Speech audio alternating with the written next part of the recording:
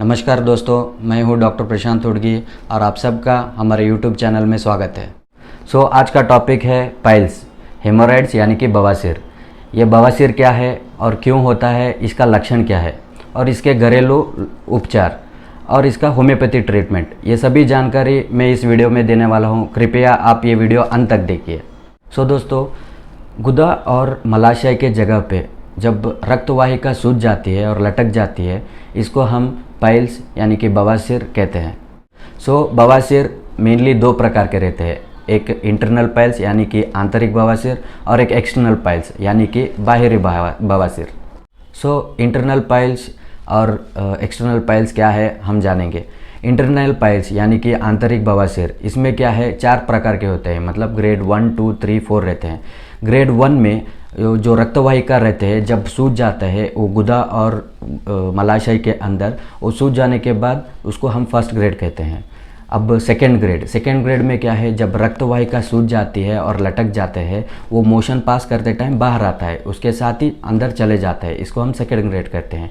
और third grade में क्या होता है, जब सूजी हुई रक्तवाहिका जब सूज के लटक जाता है, मोशन के साथ बाहर आता है, वो हम मैकेनिकली यानी कि उंगली से हम अंदर कर सकते हैं, इसको हम थर्ड ग्रेड बोलते हैं।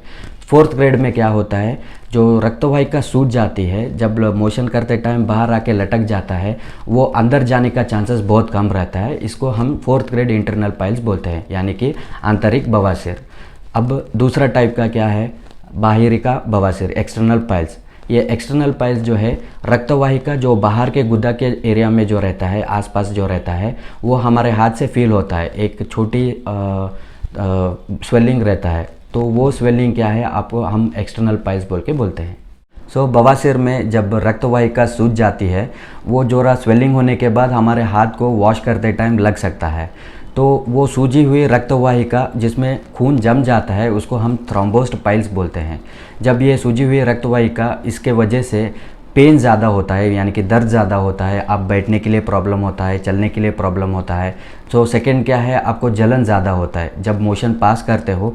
मोशन पास करने के बाद या पास होने के बाद भी थोड़ी देर तक जलन आप महसूस कर सकते हो। लास्टली क्या है, रक्तस्राव होने का भी चांसेस यानी कि ब्लीडिंग भी मोशन करते टाइम चांसेस ज़्यादा रहता है। ये सभी लक्षण एक बवासीर यानी कि पाइल्स में रहता है। बवासीर होने का मेन कारण क्या है, 80 to 90% लोगों में ये कब्ज़ यानी कि कॉन्स्टिपेशन के वजह से पाइल्स होता है। ये कॉन्स्टिपेशन में क्या होता है, मोशन ज़्यादा हार्ड होने से या मोशन ज़्यादा स्ट्रेन करके करने से ये पाइल्स होने के चांसेस बहुत ज़्यादा रहते हैं। और सेकंड में क्या है, जो लोग खाने के चीज़ों में फाइबर कंटेंट जो कम खाते हैं, उसके वजह से भी मोशंस हार्ड होने से या कॉन्स्टिपेशंस होने से पाइल्स हो सकता है। फाइबर की कमियाँ यानी कि खाने में जो तरकारी यानी कि सब्जियां और फ्रूट्स जो कम खाते हैं, उसके वजह से क्या है, बॉडी में कॉन्स्टिपेशन यानी कि कब्ज़ होने के चांसेस ज़्यादा रहता है, उससे भी पाइल्स होता है।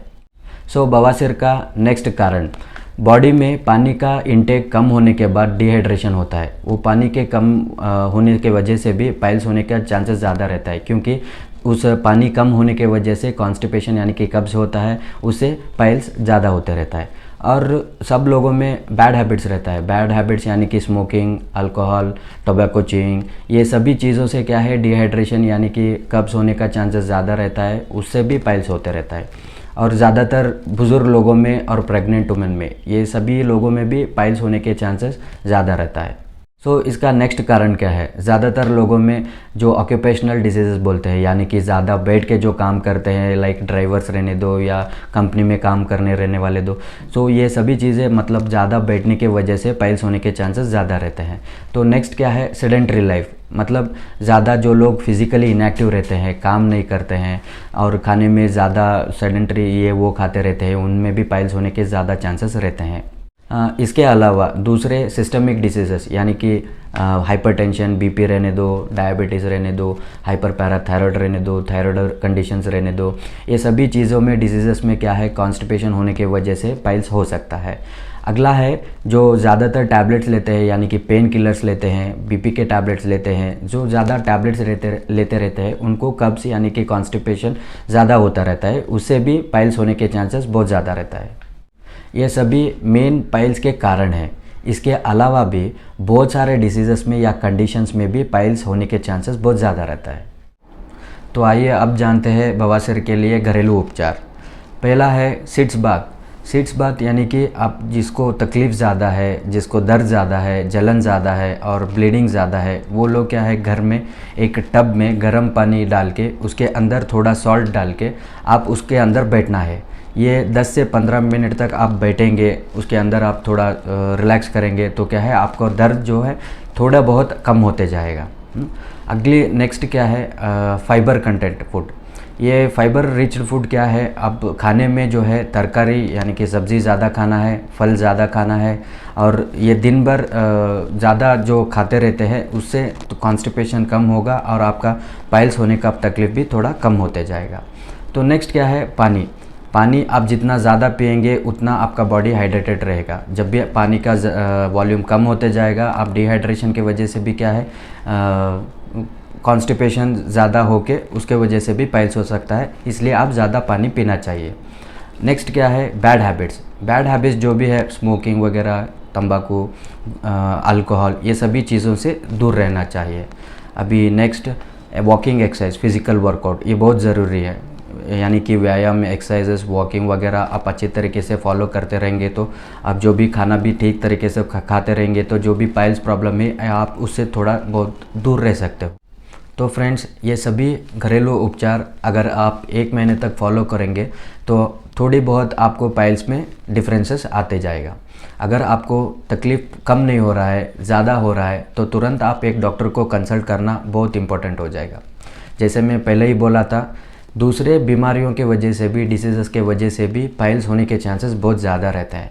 अगर पाइल्स अनट्रीटेड रहा, अगर आपको उसको सही इलाज नहीं हुआ तो उसके कॉम्प्लिकेशन होने के चांसेस भी बहुत ज़्यादा रहेगा।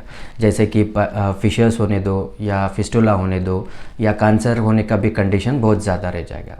तो आइए अब हम जानते हैं होम्योपैथी में बवासीर के लिए ट्रीटमेंट क्या है।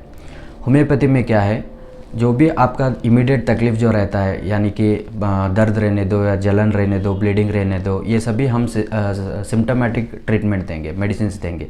उससे क्या है आपका दर्द जो है थोड़ी बहुत कम होते जाएगा। उसके बाद हम कॉन्स्टिट्यूशनल मेडिसिन देंगे। कॉन्स्टिट्यूशनल मेडिसिन में क्या होता है, मेन आपका जो प्रॉब्लम है, जो सूजी हुई रक्तवाहिनी है जो है वो अपने आप रिग्रेस होते जाएगा, आपका तकलीफ़ भी बहुत कम होते जाएगा। इससे बिना साइड इफ़ेक्ट के और बिना सर्जिकल के आपका बवासीर या पाइल्स हम आराम से होम्योपैथी मेडिसिन से कम कर सकते हैं। तो फ्रेंड्स, अगर आपको हमारा वीडियो अच्छा लगा तो लाइक कीजिए, कमेंट कीजिए और शेयर कीजिए और हमारे यूट्यूब चैनल को सब्सक्राइब कीजिए। नए वीडियोस के लिए नोटिफिकेशन के लिए सब्सक्राइब बटन के बाजू बेल दबाइए।